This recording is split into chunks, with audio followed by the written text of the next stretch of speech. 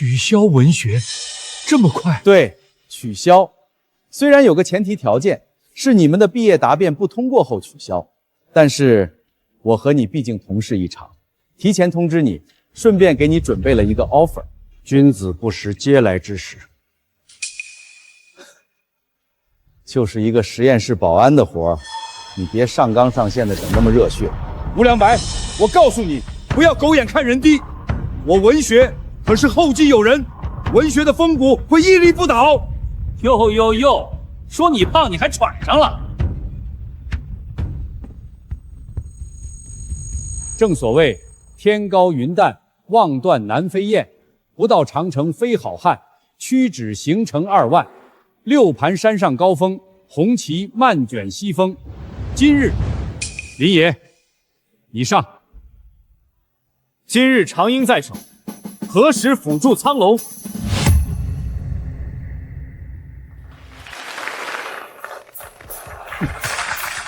好诗，但是有什么用呢？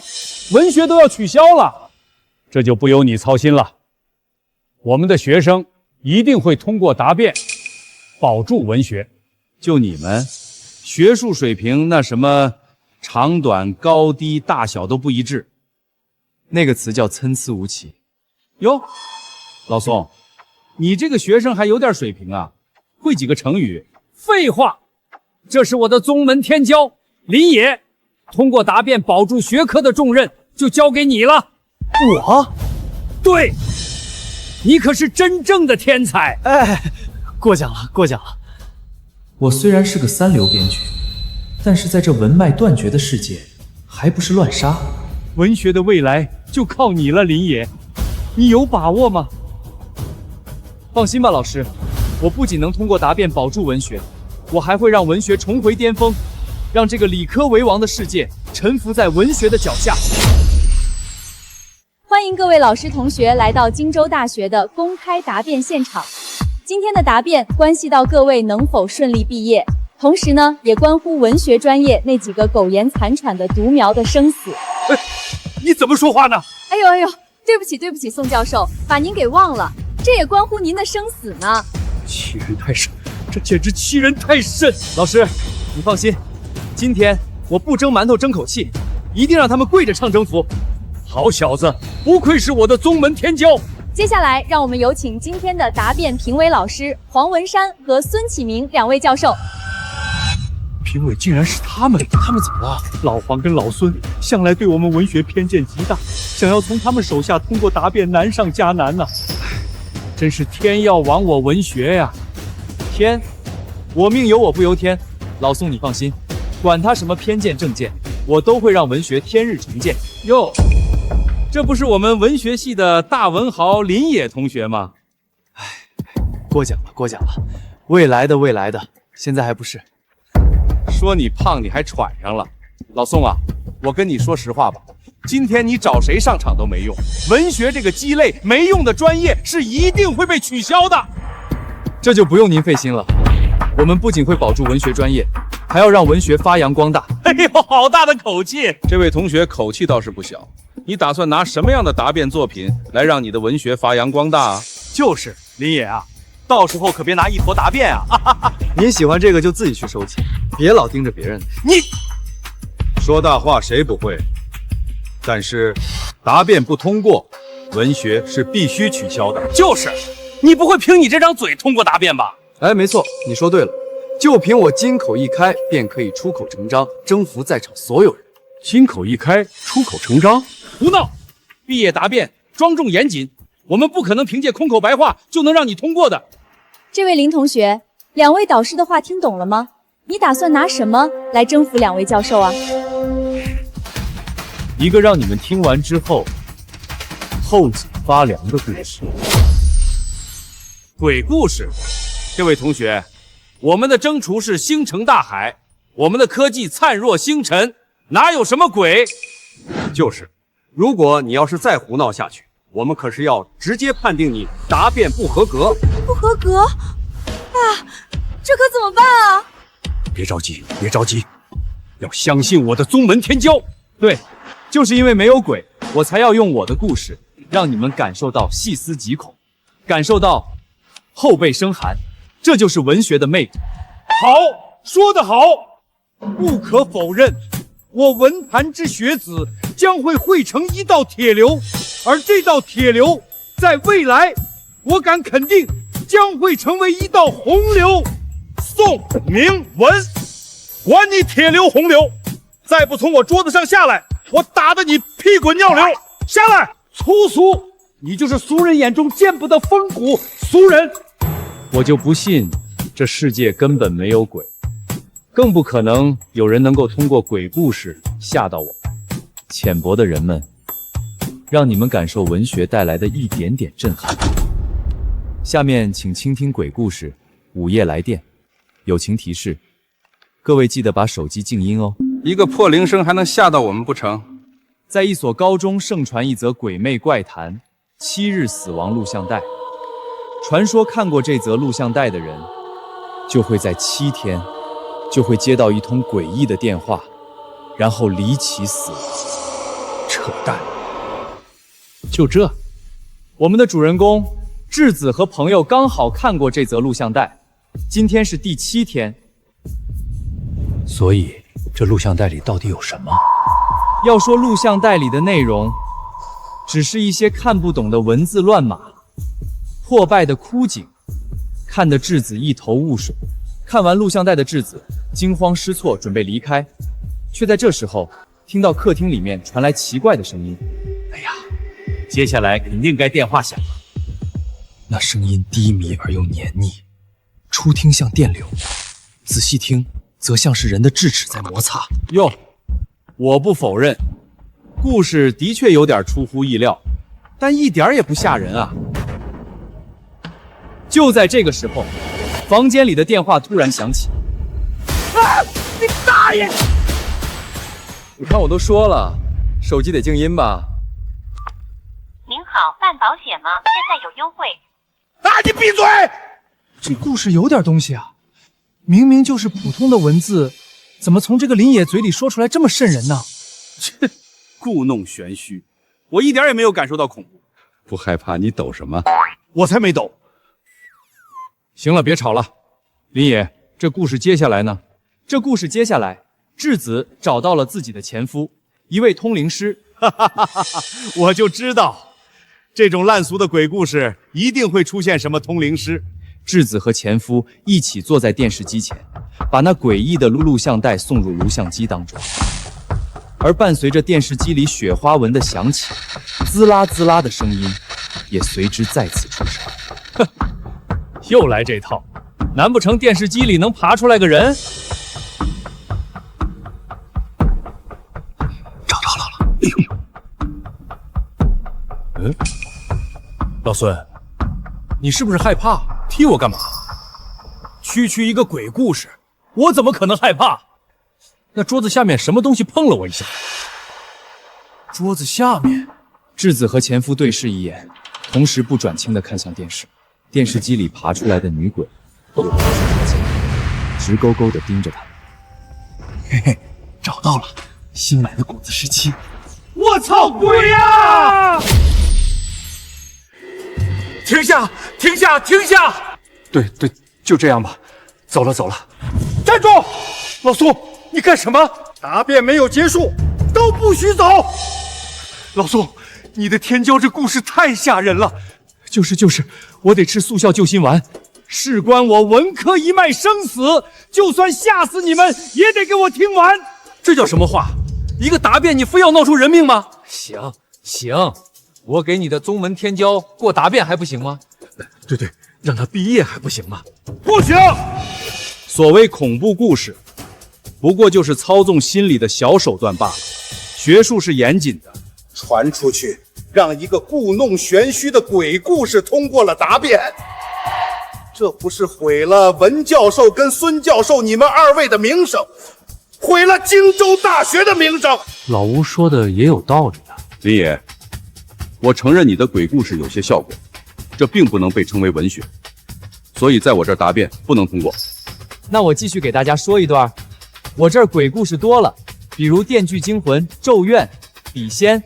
对，还有最经典的《聊斋》。话说，宋朝末年，有一书生，你快闭嘴吧！别拿你的鬼故事恶心二位导师了。你这所谓的文学根本不算数，毕业不了。照各位老师的意思，鬼故事不算文学。对，真正的文学应该是流芳百世，就像汽车是人类工业的明珠一样。你们文学有什么传世经典吗？对啊，汽车有奔驰、宝马、特斯拉，文学有什么？咏鹅。哦，我明白了，你们说半天是想说名著是吧？对对对，他们是这意思。早说啊！不过我也不怪你们，毕竟你们没文化、没内涵、没底蕴。今天，那我让你们见识一下，什么是流芳百世，什么是传世名著。用鬼故事流芳百世，怎么？你还能现场复原出个名著来证明所谓的真文学吧？为什么不行？不就是名著？来，你在开什么玩笑？你老师努力了半辈子，也就复原出几首没头没尾的诗词，就你，还想在短时间内复出名著，太不自量力了吧？林野同学，我们承认你的鬼故事确实有点东西，但是名著跟鬼故事是不一样的，那是真正的文学，以你的功力是绝对不可能完成。林爷啊，一个咏鹅都耗尽我毕生心血。老师知道你是天才，但是那是名著，不是我们能复原的。更何况在这么短的时间内，老师，能不能总要试了才知道，不是吗？老师，相信我。好，老师，我需要您帮我准备一些东西。就这些？就这些。真的能行吗？包行。行，我马上去准备。切，装腔作势，我就不信你真能现场说名著，简直笑掉大牙。故弄玄虚，怎么可能凭空说出来流芳百世的名著？我看啊，搞什么花活也救不了文学。没有用的东西是留不住的。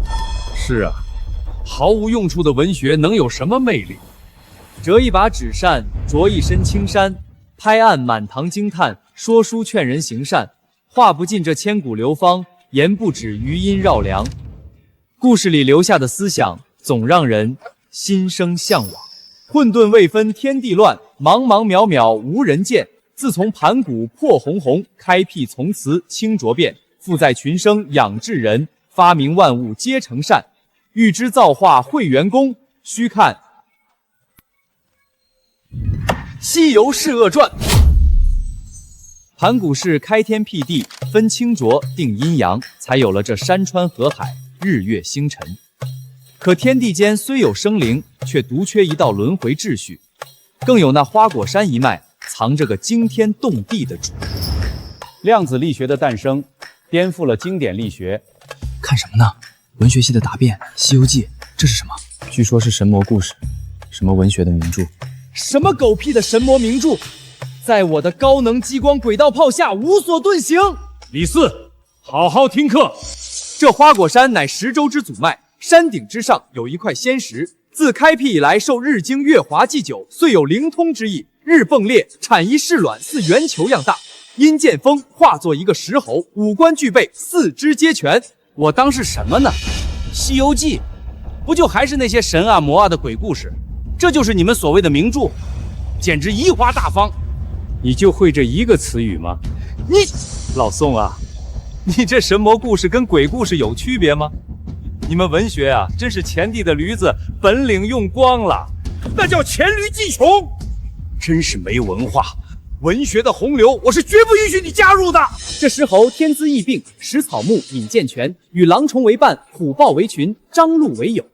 一日，众猴寻到一股飞瀑流泉，拍着手道：“哪一个有本事的，钻进去寻个源头出来，不伤身体者，我等即拜他为王。”话音未落，那石猴高叫道：“我进去！”他明目蹲身，将身一纵，竟跳入那瀑布泉中。好一只天资异禀的石猴！这位同学，图书馆内禁止喧哗。谁知那石猴跳进去，却见里面无水无波，唯有一座石房。房内石锅石灶、石碗石盆，样样俱全。正中一块石碣，刻着一副对联：花果山福地，水帘洞洞天。哎，你刚刚不是说什么狗屁的神魔名著吗？嘘，别说话，猴子发现水帘洞了。不是你没自己手机吗？石猴端坐上方道：“我如今寻了这一个洞天，与列位安眠稳睡，各享成家之福，何不拜我为王？”众猴听说，即拱伏无为，一个个续齿排班，朝上礼拜，都称千岁大王。真是山中无老虎，猴子称大王。这美猴王漂洋过海，历经10数载，终得拜菩提祖师为师，赐名孙悟空，学得72般变化，筋斗云神通，一个跟头便是108000里。这神通设定竟如此天马行空，却又自成章法。此等想象力，当真超出一般，格外罕见了。那叫旷古绝今。都说了，没事多读点文学书，不然话到嘴边都不知道怎么夸。不愧是我的天骄，竟然真的当场复祖名著。孙悟空回到花果山，却见猴孙被混世魔王欺辱，当即怒从心头起，恶向胆边生，手提金箍棒直捣妖魔老巢，一棒便打得那魔王魂飞魄散。好，打得好！说好的禁止喧哗呢？孙悟空除外。经此一事，悟空知晓，花果山虽好，却需神兵守护。他便下东海闹龙宫，逼着老龙王现出定海神针。那金箍棒可长可短，可粗可细，重13500斤。又所得藕丝布云履，锁子黄金甲，凤翅紫金冠。妖怪，敢欺我花果山水帘洞，找死！这《西游记》简直太上头了！悟空身披金甲，头戴金冠，足踏云履，手持金箍棒，立于水帘洞前，真个是威风凛凛，气宇翔昂。猴孙们山呼万岁！好，姑姑万岁！大王，大王！坐下，都坐下。回去，那个上桌子的同学下来。金箍棒太帅了，老孙，妖孽！我是你爷爷。接下来，更精彩的来了。可偏偏这天上的玉皇大帝，听闻下界出了个石猴，神通广大，便派人招安，说什么赏他个弼马温的官衔。听着名头响亮，实则不过是个养马的小役。这也欺人，不是欺猴太甚了，太过分了，这能忍？李四，你再说下去，老师就不能忍了。我猴哥肯定咽不下这口气。金箍棒呢？干他呀！悟空初到天庭，不知官阶大小，兢兢业业养马。可一日听闻真相，顿时怒火中烧。好一个孙大圣，当即扯下官袍，从耳朵里掏出金箍棒，迎风一晃，便有碗口粗细。他一路打出南天门，口中大骂：“玉帝老儿欺我太甚！”回到花果山，悟空越想越气，便叫猴孙们竖起一面大旗，旗上绣着4个斗大的金字：“齐天大圣！”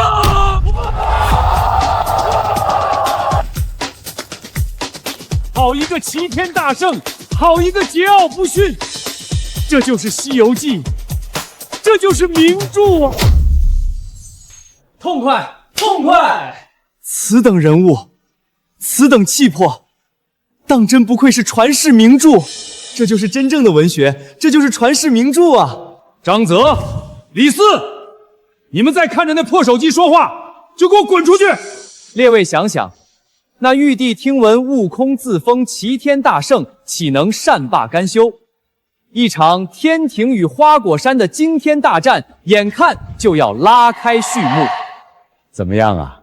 不靠鬼故事，我们文学一样能大放光彩。这下能通过答辩了吧？不行，绝对不能通过答辩。哎，这怎么停了？继续讲啊！听说现场有老师不同意《西游记》通过答辩，所以林野才没有继续讲下去。这都不通过，把学文的当弼马经整呢？不行，我一定要听到后续。我要去现场，谁敢阻拦我齐天大圣答辩？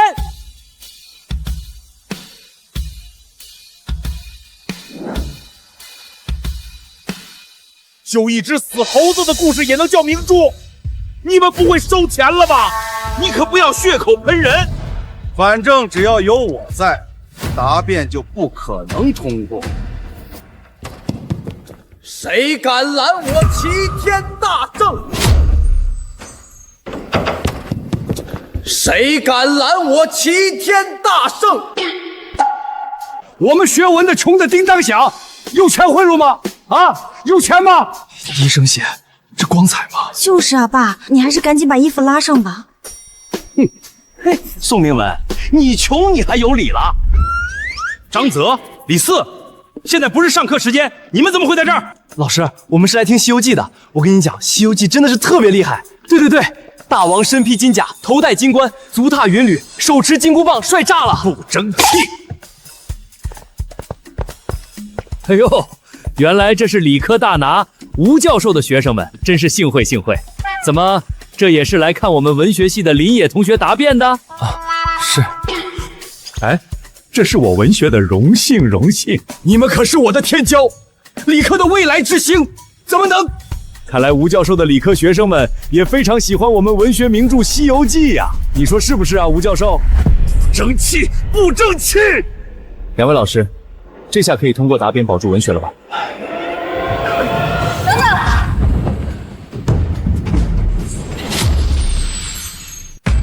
他怎么来了？他是谁啊？老吴的媳妇儿。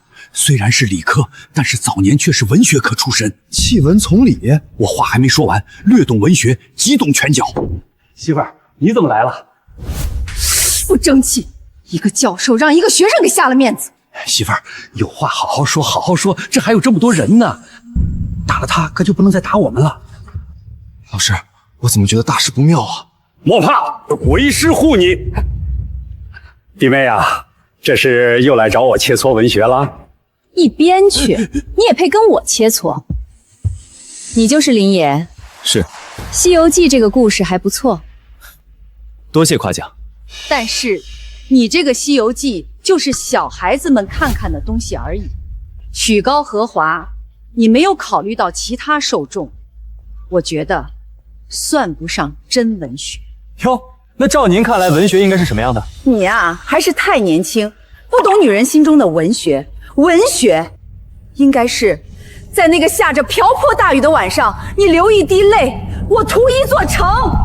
还瓢泼大雨，有依萍问他爹要钱那天雨下的大吗？对啊，依萍，我是不懂女人，但有人懂啊。琼瑶阿姨，你的兵来了。行，那我就给您来一个屠城文学。我的天骄又开始手搓艺术了，真好。接下来，咱们不聊金戈铁马，不侃江湖侠侠，单说一段民国年间江南烟雨里的痴男怨女恩怨纠葛，烟雨蒙蒙。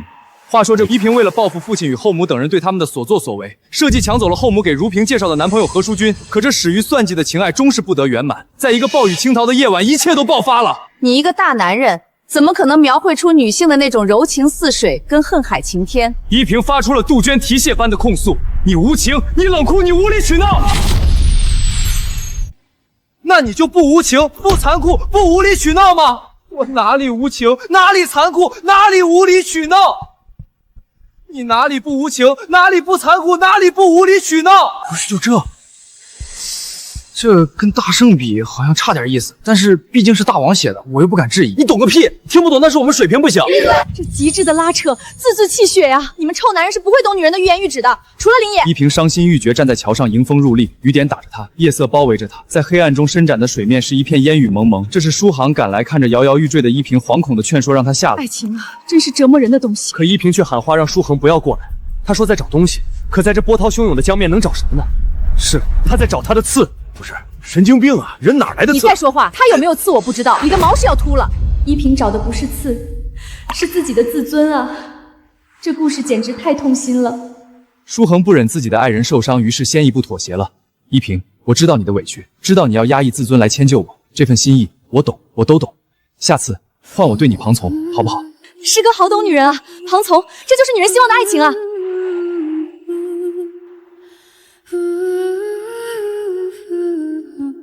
这就是天骄啊！不光掌握了文学的秘密，他还掌握了心理学呀！这就是爱啊！这就是爱，那我也能。闭嘴吧，你跟何书恒比差远了。这么感天动地的爱情，这么字字珠玑的故事，你竟然敢质疑文学，质疑理也？ 《西游记》还不错，多谢夸奖。但是你这个《西游记》就是小孩子们看看的东西而已，曲高和华，你没有考虑到其他受众，我觉得算不上真文学。质疑的好像不是我，你说什么？没什么，没什么。哎，小林啊，怎么不讲了？后来呢？依萍跟舒桓和好了吗？老师啊，我这还在答辩中呢，没时间讲那么多。还答什么辩？就你这水平，谁敢不让过？你不让他过，还是你？不是我没有。搁着阎王点卯呢。那就是你啊！吴启明，你长能耐了啊你！你懂什么是文学吗？啊！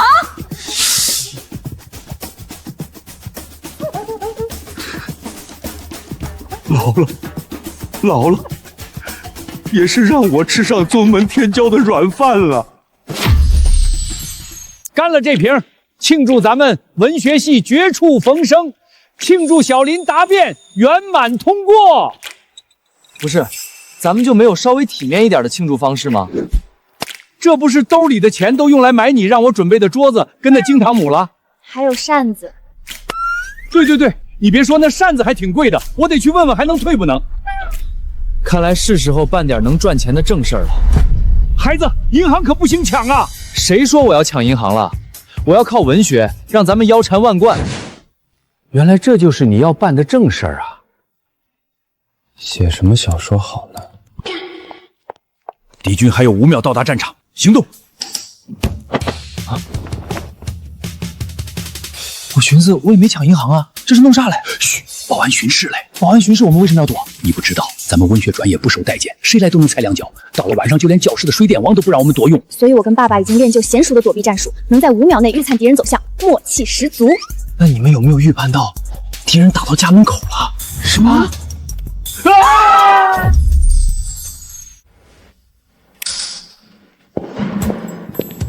那个，我们马上就走。走什么走？您就是文学系的林同学吧？我听了您讲《西游记》的，讲得太好了。这光太暗了，配不上我们的文学之光。你等着，我这就去让人把灯调亮一点。此情此景，不由得想让我发问出那句亘古绝唱：你相信光吗？我相信一人得道，鸡犬升天啊！我文学久违的光明啊！光，我知道要写什么了。什么？光之国的巨人们。位于距离地球约300万光年的 M78星云是奥特曼的故乡。26万年前，光之国的太阳毁灭，科学家开发出人工太阳等离子火花塔，其光线使光之国的居民发生变异，逐渐变成了拥有巨大体型和超能力的奥特曼。光有奥特曼也不能把男女老少所有读者全收编了，还得再写点什么。写什么好呢？我知道了，天才啊，真是天才！奥特曼《盗墓笔记》跟小小戴哪一本单拎出来都是创世之作，他竟然一个人写了3本，真是天才！光是一部追更就破亿，突破了我们的创刊记录。他竟然能一口气连载3本，这一定要赶在其他出版社之前拿下这几本书的连载权，不然我们损失就大了。那稿费应该给多少？越多越好。托啊，怪兽，看我的宇宙奇迹光线！别碰我！没有物质的爱情就像一盘散沙，都不用风吹，走几步就散了。怎么，《小时代》更新的内容是分手？这么久了，怎么还不落棋？老沈可是下棋高手，他肯定在寻思着怎么一举灭掉对方。来了，老沈要动手了。你们说，《盗墓笔记》里那个青铜门背后到底是什么？这是谁的手机号码吗？这是你的余额呀！师哥，稿费6000万，你发达了！天骄，你的小说引起全网轰动，我们文学扬名了！那是干什么呢？哦，他们是在看百校竞赛的告示。百校竞赛就是全国高校派出各自王牌专业来到我们荆州大学同台竞技比赛啊，没意思。听说比赛胜出者有巨额奖金呢。你这孩子总是提前干什么？我们学文的要有视金钱为粪土的风骨。你看看你师哥，奖金多少钱？师哥，你真要参加百校竞赛吗？可是我们文学从来没有人参加过啊，而且参加的都是王牌学校的王牌专业，咱们文学……放心，我一定会带领文学专赢得比赛。好小子，我就知道你是为了文学，你就是我们文学的脊梁骨啊！然后拿到那笔巨额奖金。林野，你们要干什么？老宋啊，别让你的学生天天在这儿乱逛了，赶紧回去更小说吧。我老婆这几天饭都吃不下，就想知道林霄什么时候跟周崇光相认呢？你们起开起开，我有正经事儿要问林野。林野啊，那个我想知道小哥和吴邪他俩到底发展到哪一步了？我师哥最近没空，我们要备战百校竞赛。闺女，你跟他们说这些干什么？让他们知道了，少不得又要嘲讽我们文学自不量力。你参加百校竞赛，看吧，我就说他们瞧不起我们，参加那玩意儿多耽误更新小说啊！放心放心，我啊手里有存稿，不会耽误的。存稿？林野啊，你看以咱们的关系，林野啊，老师这儿有点私房钱，你看能不能把存稿提前透露点？就你那仨瓜俩枣，林野啊，老师这儿多出来一辆车，我这儿多出来一套房，你们都起开，是我先问的。林野啊，你昨晚更新可是整整晚了2分钟，我媳妇儿差点没吃晚饭，可不敢再搞这一出了啊！就是，咱们今天速战速决，结果不重要，可别耽误更新小说啊！刘明啊，这百校竞赛可是顶尖赛事，你要是拿了冠军，咱们东周大学就一飞冲天了。那是谁呀？排场这么大？那个啊，荆州大学文学系的林野，反正就是最近写了几本什么盗墓的、奥特曼的小说，还挺火的。破学文的，写几本小说就觉得自己行了。听说写赚了不少呢，整整6000万的稿费。我操，多少？6000万，这么多！天骄啊，千万别紧张啊！爸，你放心，师哥最厉害了，小小百校竞赛不在话下，今天一定能让文学扬名立万。奖金真有那么多吗？切，就投机取巧写几本破小说，真把自己当个人物了啊？破学文的而已，破学文的，怎么不服？我稿费6000万，你什么意思？我告诉你，我在核心期刊发文18篇，我稿费6000万，我单是专利都8项，我稿费6000万，我全国物理竞赛蝉联冠军10年，我稿费6000万。老师，他稿费6000万哎，怎么6000万了不起啊？哎，就是了不起。我那台劳斯莱斯新车，我天骄给换的。你天骄给你买什么了？你俗气，太俗气！刘明，我们走。怎么还破防了？刘明，老师，写小说真能赚6000万吗？刘明，欢迎各位来到第100届百校竞赛的现场。本次大赛汇聚了全国顶尖高校的王牌专业。接下来，让我们用热烈的掌声，有请各参赛队伍登场。参赛队伍有东周大学物理学专业、西周大学天文学专业以及荆州大学文学专业。荆州大学真是前帝的驴子，本领用光了，派出个文学系，简直让人哈哈大笑。那叫黔驴技工。还有贻笑大方啊！哼，没文化，真可怕。我没文化，我告诉你，我老师说了，我可是礼教前无古人后无来者的天才。迄今为止，也只有我师妹齐月可与我一决高下，只有她那样的人才配跟我站在一起，知道吗？谁问你了？天骄啊，别管他那6000万，等你拿了冠军，奖金更多，知道吗？有请东周大学物理专业刘明和荆州大学文学主业的林野上台。林野，今天我会让你知道，你一个学文的想打赢我，你还差2万年。哦，这台词喜欢奥特曼？我才不喜欢。哦，不喜，那你过来，我告诉你一件事呗。什么事儿？其实世界上根本没有奥特曼。他们到底在说什么呀？不可能，不可能，绝对不可能！保安，保安！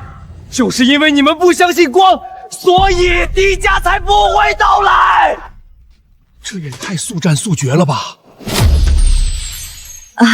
刚刚发生了一点小插曲。第1局，林野同学获胜，比赛继续。下面让我们有请南州大学量子力学专业的齐越同学与林野同学继续同台竞技。林野，我认识你。幸会幸会，我听说你深耕理论物理，是当代最接近爱因斯坦的人，而且还是个姑娘，厉害厉害，佩服佩服。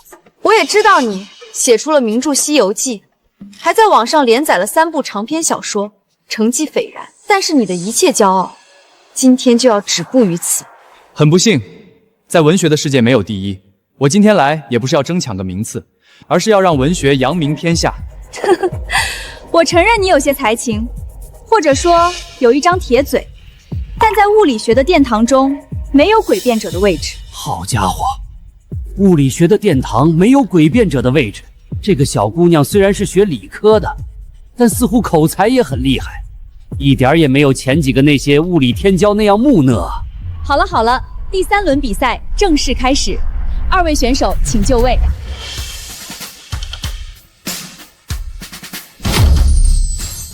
这一场比赛为了公平起见，请2位各自以本学科的专业角度阐述出物理学的真谛。一个学文科的，他懂什么是物理学吗？不公平！我们家天骄是学文科的，哪懂什么物理学呀？就是，天骄咱不比了，咱回去更新小说去。对对，一个月6000万稿费呢，跟他们瞎浪费什么时间？林野，你现在认输还来得及。认输？我的字典里可没有认输2个字。同学，你要分清楚，愚昧不代表勇气。虽千万人吾往也。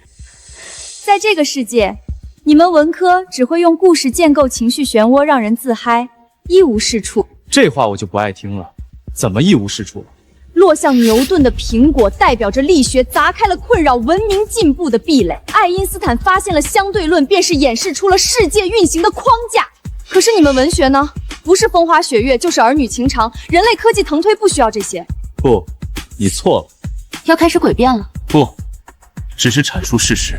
编故事可不算阐述事实。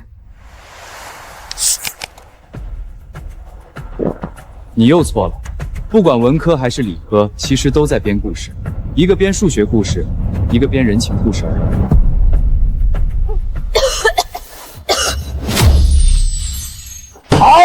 好一个都在编故事，不愧是我的天骄。数学故事，他明明是在胡说，可为什么让我觉得好有道理？是不是被歌的底蕴震撼到了？卖弄口舌而已。承认别人优秀就这么难吗？你只是在玩文字游戏。瞧你这说的，难道这个世界真的如爱因斯坦所说，上帝真的不制图子吗？当然。好，就等你这句话。人的一生其实就是阴阳黑白、因果规律。又要扯这些神啊鬼。你现在可以尽情地反驳我，但1分钟后，我会让你不再相信这个世界有物理学的存在。放屁！大胆！这个世界怎么可能离开物理学？天骄多少有些狂妄。物理学怎么可能不存在？都闭嘴！我的宗门天骄说什么就是什么，他说不存在，马上物理学就会不存在。都闭嘴！我要听他说。好，那我问你，你为什么学物理？因为我立志要得到诺贝尔物理学奖。很好，你能确定你一定可以得奖吗？当然不能，我不可能预知未来。对，既然不能预知未来，你为什么还要选择学习物理，当一名科学家？因为我就是想。你说了，你不可能预知未来，所以你根本拿不到诺贝尔物理学奖。不，我可以。我反对！林野在人身攻击，干扰我的师妹。好，那我换个问题：叶子的离开是风的追求，还是树的不挽留？追求？不，难道是挽留？都不对，是因为大地需要落叶的触感，才换来了那阵秋风。好诗意，太诗意了！师哥真帅！你什么意思啊？这都听不明白吗？那好，我说简单点，你想要成为科学家的这个事实，是你的大脑在当年选择了翻开物理课本。所以我是被动选择的物理学。林烨，你卑鄙，居然用双缝干热实验来佐证你的悖论！这位观众，请你安静。天才不是你破坏比赛秩序的资本。不，师兄，我觉得他说的有道理。觉得我有道理就对了。齐天才，也许你本该是一位诗人。对，也许我应该是个诗人。七月，清醒点儿，别被这个家伙的语言误导了。不，老师，我错了，物理学真的不存在。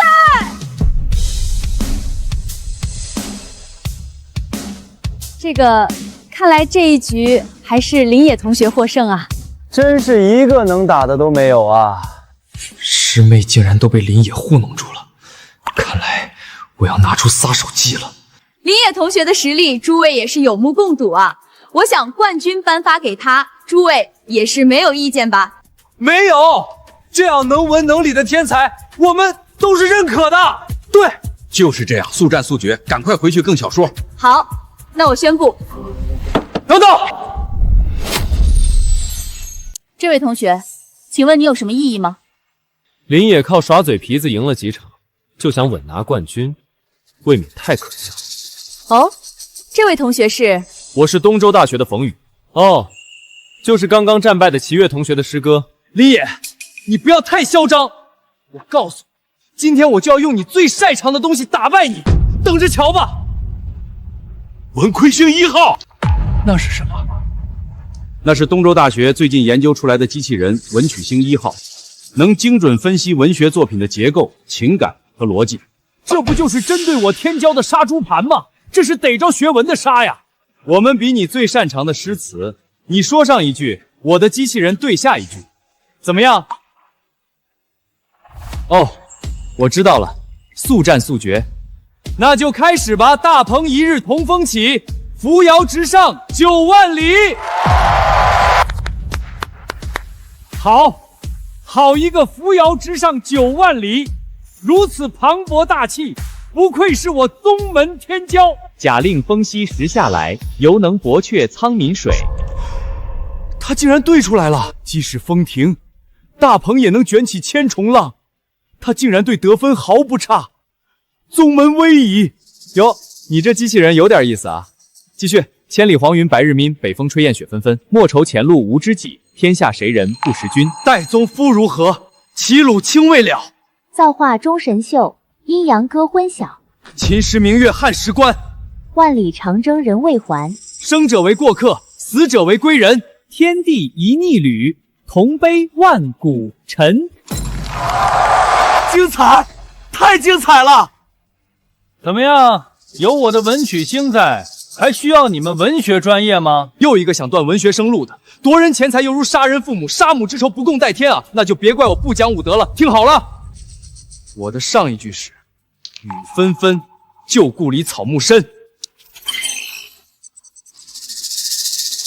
这是怎么回事？这词听起来好让人伤感，好有意境。是啊，林野的造诣已经登峰造极了，这机器人真能对出来吗？我听闻你始终一个人。这都能对出来，难道我文学真要被取代吗？诗词你可以，那我把诗词当歌词唱出来，我看你还怎么应对。林野，不过如此。嘿，你敢这么说我们天骄？冷静冷静。荆州大学不过如此。嘿，我这暴脾气！冷静冷静，相信我的天骄。你笑什么？怕不是气疯了？我告诉你，今天不是以后，你们都只会是我冯宇的手下败将。嚣张，实在是嚣张！林野，咱今天小说不更新了，给我干他！他们倒是相信你，但是没用了。你接下来再说什么诗词都没用了。谁说我要说诗词了？那你要干什么？接下来我要唱诗词。唱诗词？这怎么可能？就是啊，两个完全不同领域、不同体系的专业，怎么可能放到一起？你怕不是黔驴技穷，都开始说疯话了？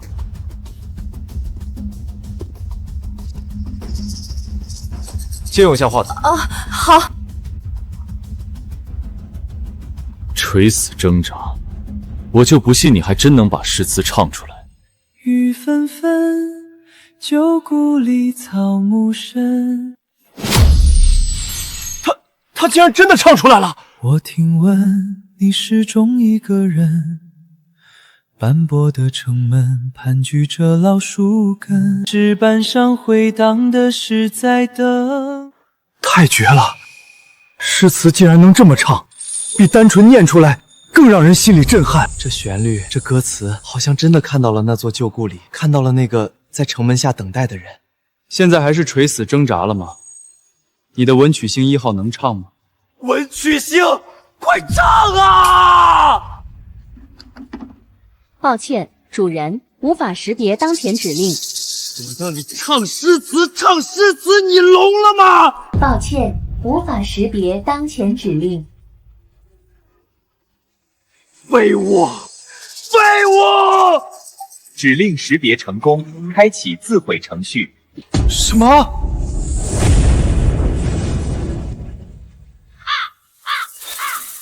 咦，真是人工智障！还有人想上台挑战的吗？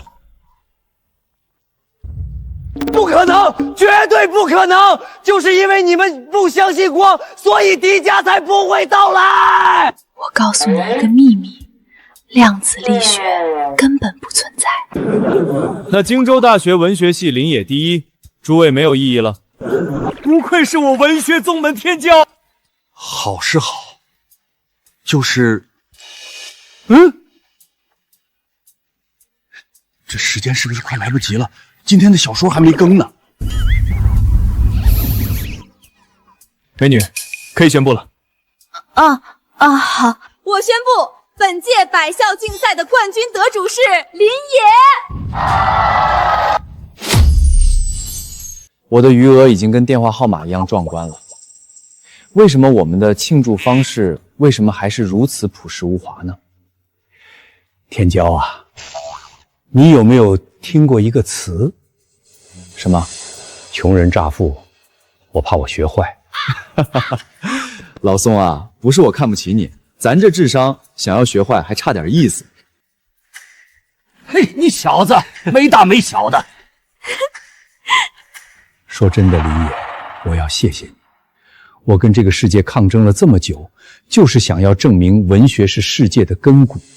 可惜，要不是你，文学或许真的会灭绝的。我文坛之学子将会汇成一道铁流，而这道铁流，在未来，我敢肯定将会成为一道洪流。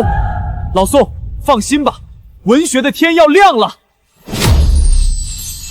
自即日起，全国高校陆续恢复文学专业。任涵，你准备选哪个专业啊？当然是荆州大学文学专业，我男神林野就是那个学校出来的，现在还是荆州大学的客座教授。我去那里，说不定还能见到他呢。老沈，你过来看看，这是最新一批的小说投稿，堆得比我人都高了。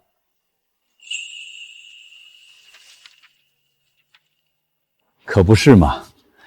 自从林野的小说爆火后，写小说的人是越来越多，就是还没有人能到达林野的水平境界啊。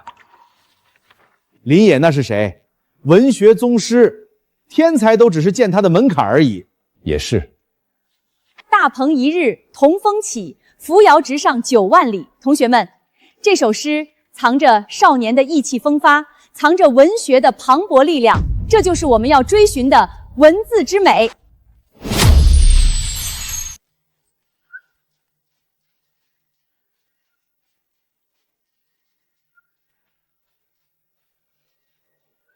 林野大大，给我签个名吧，我要跟着你学写小说。林野，我是你的忠实粉丝，光之国我看了8遍，求签名，求合影。各位冷静。同学们，一个一个来，一个一个来。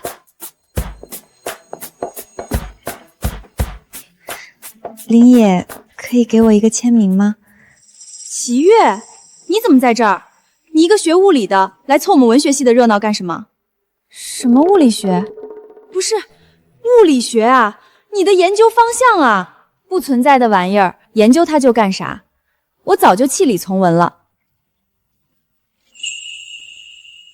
林野，我以后一定会好好学文学，争取能写出像你一样好的作品。不知道你能不能多指点指点我？指点你就不必了吧，我师哥平时很忙的。你是谁啊？林野他是谁啊？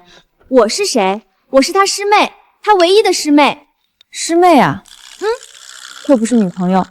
林野，我最近在你的熏陶下写了首诗，你能不能帮我看看？师哥，我也写了好多诗，都是跟着你学的。你先看我的，我的肯定比他的好。我先说的，看我的。这是我师哥，我们是一家人，当然先看我的。先看我的，先看我的。还有我的，我写了小说。林野大神，帮我也看看吧！我也写了，我也写了，我也写了。停，都别着急，我看完你的，看你的，看完你的，看你的。你又来干什么？你来干什么，我就来干什么。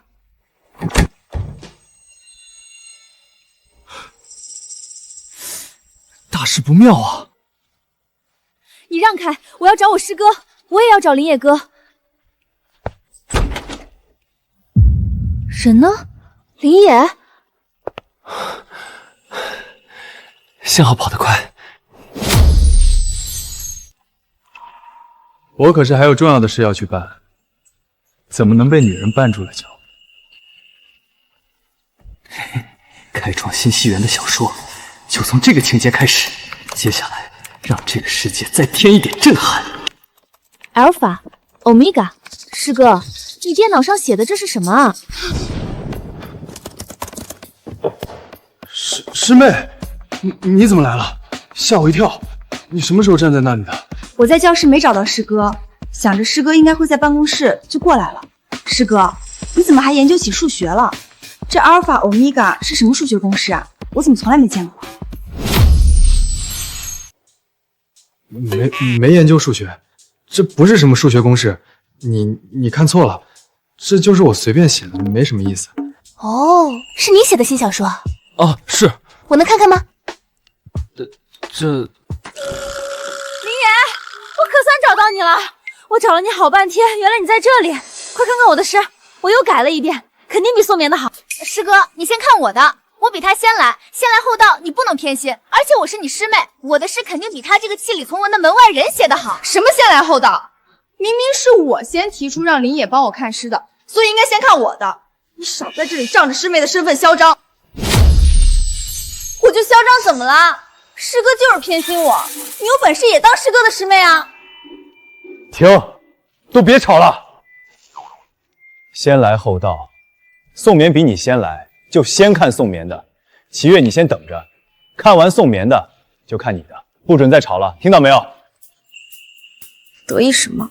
先看又怎么样？得是写得好才行。师哥，你快看看我的诗，这可是我精心写的，特别有画面感，你肯定会喜欢的。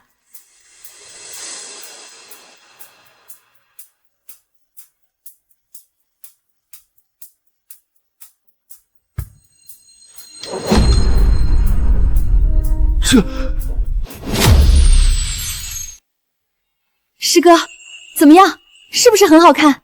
你快说说哪里写得好，我以后再改进。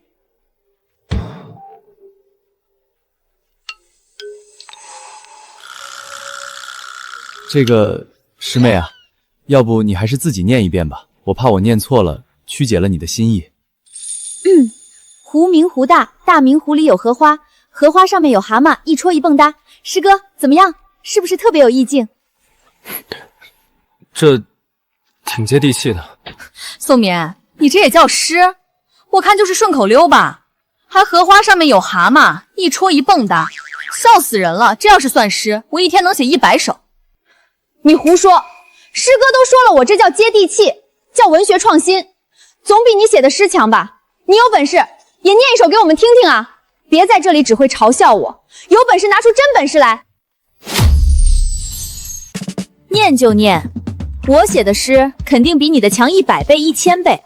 你可听好了，别等会儿被我惊艳到，哭着喊着求我教你。趵突泉，泉趵突，三股水光嘟嘟，咕嘟咕嘟光不嘟。怎么样，林野哥，是不是比他的诗强多了？既有画面感，还很有韵律感，比他的蛤蟆蹦跶强多了。也到了能理解班主任的年纪了。齐月，你还好意思嘲笑我？你这诗也好不到哪里去，比我的差远了。至少我的诗里还有荷花，你就只有光嘟嘟的泉水，还咕嘟咕嘟，难听死了。你胡说，我这叫有新意，叫个性，总比你写的蛤蟆蹦跶强吧？至少我的诗里没有蛤蟆，也没有这么 low 的句子。有蛤蟆怎么了？我的蛤蟆比你的光嘟嘟好听多了，我写的比你好，我写的比你好，我写的比你好，我写的比你好，我写的比你好。造孽呀！师哥，你快评评理，我们两个谁写的诗更好？矮子里拔将军也不是这么搞的呀，夸了昧良心，不夸肯定走不出去。师哥，是不是我写的更好？你快说嘛！肯定是我写的更好，他的诗就是顺口溜，根本不算诗。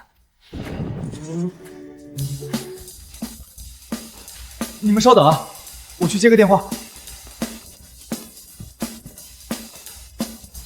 喂，哪位啊？有什么事吗？长话短说，短话别说，没事我挂了。哎，别挂，是我周文啊，你初中同学。哦，周文啊，哎，不认识，挂了。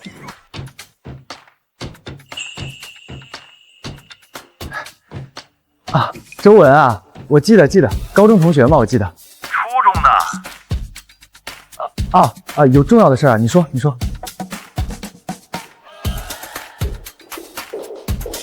嘿，我还没说呢，你就知道了。明天在云顶酒店咱们初中同学聚会，你来一趟呗。啊，不认识，不知道，不想去，挂了。初中同学，你怎么不说小学的呢？诈骗电话都打到我这儿了，就我那仨瓜俩枣的也值得骗？不对，忘了我现在有钱了。哎呦，上辈子当编剧一穷二白，这辈子已经逆天改命了。不行，我还是得下个反诈 APP。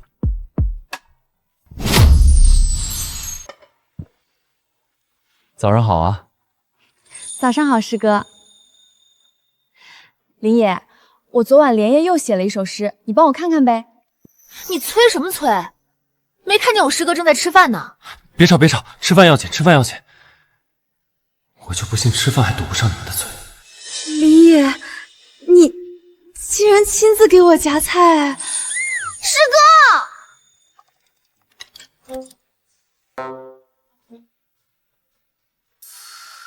你的，师哥给我夹的可是鸡腿，比你的要好，这就说明师哥心里是向着我的。林野，你偏心，为什么给他夹鸡腿，只给我夹青菜啊？我也想要鸡腿。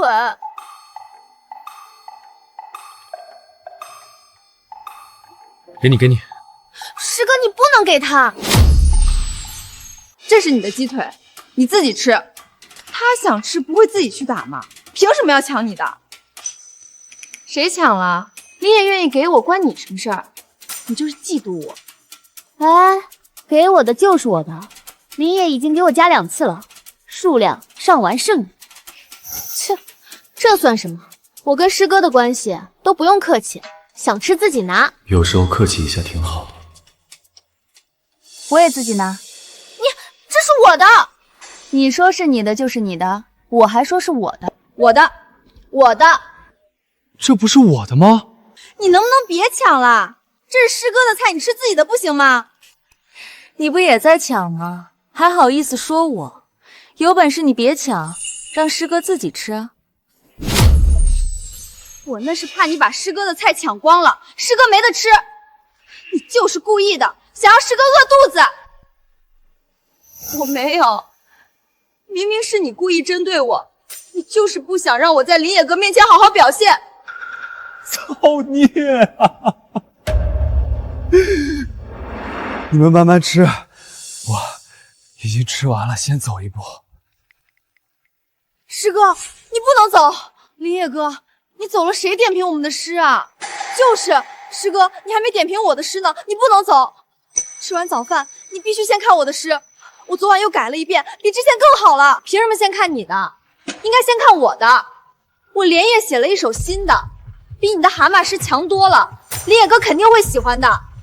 别吵了，都别吵了！我真不能点评你们的诗了，我还有急事，必须马上走。什么急事儿？比点评我们的诗还重要吗？就是啊，师哥，你先点评完我的诗再走嘛。你不会是骗我们的吧？怎么会？我是真有事儿，就是我要参加同学聚会，对，初中的同学聚会，我都说了，真是同学聚会，人与人之间的信任呢。师哥，我看你的小说里写了，按照套路，同学聚会一般都要出幺蛾子，我是来帮你的。至于他，跟屁虫，你才是跟屁虫，我也是来帮林野的。你能帮什么？你能帮什么，我就能帮什么。又开始了，林野，还真是你，这么久没见，我差点没认出来啊！你能来可太好了。你是谁啊？我啊，周文，就那个给你打电话的那个。哦，想起来了，没想到你竟然真的来了，真是太好了！这么热情，莫非是认出我来了？不应该啊，我写小说用的都是网名啊。本来还担心这次聚会我又是穷的垫底，这下好了，最没用的林野来了。好久不见，好久不见。师哥，这就是你的同学啊？这位美女是……她是……我呀，今天是师哥的女朋友。那这位是？我是林野明天的女朋友。你们城里人玩这么花吗？造孽！哟，周文，你可算来了，还以为你躲着不敢来了呢。就是啊，每次聚会你都最寒酸，真是拉低我们的档次。又来了，那还每次都叫我，没有我的穷上哪衬托你们的有钱？真是的。来，给大家介绍一下，这是咱们的老同学林野，各位还记得吗？林野？哦，我想起来了，当年咱们班里最穷的那个。可不是嘛，这么多年过去了，看着还是没什么长进啊，连件像样的衣服都没有。我说怎么这么热情，原来是拿我当对照啊！美女，哎呦，我怎么不记得这两位是咱们班那位同学呀？什么同学呀？这位是林野今天的女朋友，这位是林野明天的女朋友。妈的，一个穷小子还挺会玩，一口气租俩女人，他配吗？不是，林野，你说说你，虽然你又丑又没钱，找不来女朋友是理所当然的，但是你也不能花钱雇人糊弄老同学吧？就是花不少钱吧？你们凭什么这么说师哥？哎呦，玩的还挺花。哎，怎么能这么说老同学呢？都是多年不见的情谊，别这么刻薄。服务员，上菜。林野啊，看你这样子，肯定没见过这些好东西。今天就让你开开眼，就当我照顾老同学了。师哥，他们也太过分了。这些菜不就是荆州大学食堂的水准吗？你为什么要容忍他们这么嚣张？没事儿，就当来忆苦思甜了。正好我写小说需要点小人得志的素材。兄弟，走一个。你跟那群狗眼看人低的人一样，就是想看林野的笑话。兄弟，你也别生气。是，我承认，把你叫过来，确实有给自己点底的意思，不想再被他们嘲讽。但你也不亏。你看主位那个赵子成，就是个冤大头。你饭桌上听他几句嘲讽，等聚会结束他喝大了，就会给大家发红包，一个人足足有1000块钱呢。别说兄弟有好事不想着你，就1000？我还以为后边加个万呢。1000块钱也是钱啊，不要白不要。师哥，你说的对，对，不要白不要。两个不识货的娘们儿。赵哥，你最近可太出名了，你写的那本《欲望》都红遍整个县城了。托你的福，我们今天才能进城，在这么好的酒店吃饭，真是太感谢你了。欲望，哎，低调低调，都是小打小闹，不值一提，大家开心就好。欲望原来是赵哥你写的，简直太厉害了，创建了新的世界观，把人设定成3种类型，阿尔法、欧米伽、贝塔，简直太新颖了。欲望，嘿嘿，开创新纪元的小说，就从这个情节开始。接下来，让这个世界再添一点震撼。阿尔法、欧米伽，师哥，你电脑上写的这是什么啊？师哥，你不是也写过类似的？这可不行说啊，他不要脸，我还要。当时写文就是图一乐呵赚点钱，没想公之于众啊。哎呀，大家可别再夸我了。他不要脸，我还要。当时写文就是图一乐呵赚点钱，没想公之于众啊。哎呀，大家可别再夸我了，没有那么夸张，我也不算什么厉害人物，主要是我师从精灵门下，平时得多亏了师傅指点一二，我才能有今天的成就。精灵，精灵，我的天，赵哥，你也太厉害了吧！竟然是精灵的徒弟，那可是写出了《西游记》《光之国》《盗墓遗迹》《小时代》等一系列神作的精灵啊！对呀对呀，那可是大佬啊！他的每一本书都是经典中的经典，风靡全国，甚至火到了国外。不知道有多少人崇拜他，想要拜他为师。你竟然真的做到了！精灵，这不是我的马甲吗？我怎么不知道我还有徒弟呢？师哥，他竟然骗人！就是，你连我的趵突泉都看不上，怎么可能收那种人为徒？嘘，低调低调，我还是捂好我的小马甲吧。对了，林野，刚才宋眠说你也写过类似的小说，怎么你也想模仿赵哥写小说出名啊？哈哈哈哈！就林野，他还能写小说？我看他连字都认不全吧，还想模仿赵哥，简直是痴心妄想。赵哥可是精灵的徒弟，写出欲望那样的小说，那是有真本事的。林岩一个穷小子，没读过多少书，还想写小说，简直是笑话。我看他就是羡慕赵哥，想借着赵哥的名气蹭点热度。可惜啊，他连蹭热度的资格都没有，真是可悲又可笑。你们在座的都是眼瞎，不知道真神是谁。就是，林野珠玉在前，他赵子成算个什么东西？哦，我不算什么东西。那林野有什么作品啊？拿出来让我们拜读拜读。他的作品可多了，有。别说，怎么不让说了？别是写的东西没人看，不敢拿出来了？就是。你们知道我师哥是谁吗？竟然说他的小说没人看。你倒是说说谁啊？我师哥可是，林野可是，精灵。你说什么？林野是精灵？当然。我的小马甲啊，还是没能捂住。没错，我就是。哈哈哈哈哈！这简直是我今年听过的最好笑的笑话。林野，你要碰死也不找好人，大神也是你能碰的，更何况大神的徒弟赵哥还在呢。哦，原来没人信啊，吓死我了！看来那1000块红包还能领。哼，真是林子大了，什么鸟都有，什么小人都能进这里。是说我吗？我怎么会呢？都是同学。哦，不是我啊，那就是他喽。怎么可能？也不是他，那就是他喽。不是你听不懂人话，都不是，那就是你自己了。你这人挺狠啊，连自己都骂。赵哥，跟这种人一般见识干什么？我看他就是眼红。就是赵哥，我看你的小说竟然上了精灵大神的推荐榜，你太厉害了！哎呀，过奖，都是我师傅惜才，我可是托了我三舅姥爷的二大妈的姑姑的姐姐的儿子的女儿，花了大价钱给我开的后门，足够糊弄这群乡巴佬了。推荐位，我记得我没推荐过谁啊？不会是那位吧？啊？什么推荐成功？算了，不管了，回去睡觉。真是上辈子当编剧熬夜加班久了，这坏习惯深入骨髓了。这辈子绝对不能再熬夜加班了。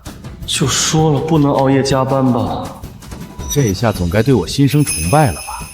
我也写了小说，师哥都没给我推荐，这货色都能被推荐，我觉得我也行。你们真是不知好歹！我好心不跟你们一般见识，你们竟然还敢嘲讽我！你们有本事也让精灵大神给你们推荐啊！这赵子成怎么还不喝醉呢？我还等着他喝大了发红包呢。今天可不能白来，好歹赚点精神损失费。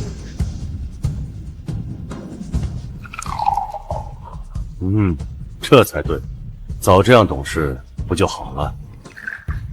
两位美女，长得这么漂亮，跟着林野这个穷小子真是可惜了，不如跟着我吧。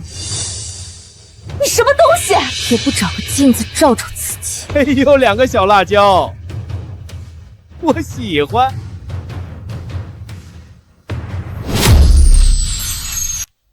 妈的，又一个喝点酒就发疯的货色。林野，你要干什么？还不赶快给我倒酒！下一杯就是我跟美女的交杯酒。倒酒？妈！喝点酒你就犯贱，是给你少配花生米了，还是给你脸给多了？竟然敢这么说话，也不看看自己是什么东西！师哥，太帅了！林野，你他妈算什么东西？竟然敢教我！你敢这么对我，我让你吃不了兜着走，我让你身败名裂！赵哥，别生气，别生气，都是误会。林野也是一时冲动，你大人有大量，别跟他一般见识。滚开！你又算什么东西？林野，你真是不知天高地厚。赵哥可是精灵大神的徒弟，将来是要飞黄腾达、大有作为的。你竟然敢这么对赵哥，你简直是自寻死路！就是啊，赵哥您别生气，跟这种没素质、没本事的人一般见识，纯属浪费时间。他根本就不配给您提鞋。听到了吗，林野？你就是个没本事、没素质的穷小子，也配跟我叫板？还不快给我道歉！哦，是吗？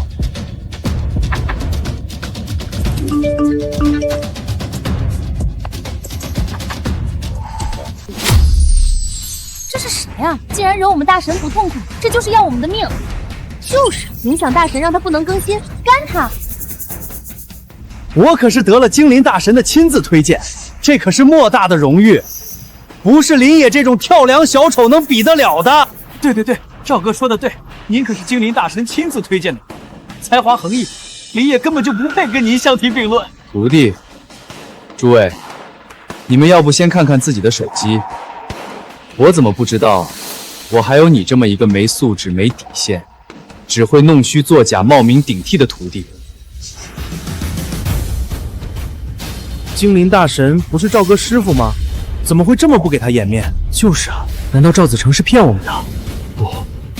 不可能，这不是真的。精灵大神怎么会这么对我？我可是花了大价钱买来的精灵大神推荐位，怎么会这样？读者们怎么会骂我？哎，饭可以乱吃，话可不能乱说。我什么时候收了你的钱？听到林野说什么？他说他没收钱，这不就意味着他就是精灵大神？这怎么可能？这有什么不可能的？我师哥刚刚都说了，是你们自己不信，一帮见识短浅的人，捧错臭脚都不知道。你竟然真的是精灵大神，这怎么可能？有什么不可能？你这样的人都能写小说，我是精灵很奇怪吗？你林野啊，原来你就是精灵，我真的特别喜欢你的《盗墓笔记》。对对对，我还很喜欢你的小世界，写的真的太好了。还有你的新书，比赵子成那啥乱七八糟的欲望好多了。什么跟什么，那就不是一个等级的，那怎么能放在一起比？对对对，不能比，不能比。你们墙头草，墙头草！林野才是真大神，谁跟你一样，架子倒是挺大，一点真本事都没有啊！什么喜欢，趋炎附势之类，真是。你说说，非得把事情闹这么难看？本来就想着领个精神损失费就行，谁成想啊，有人上赶着找死。就是林野，不能放过这种小人。是。乌合之众，奉劝你一句，学艺先学德。想要真正写出好的作品，就要先学会做一个好人。师哥说得好，林野太帅了。诸位，不是一路人，不必进门，我就先行一步了。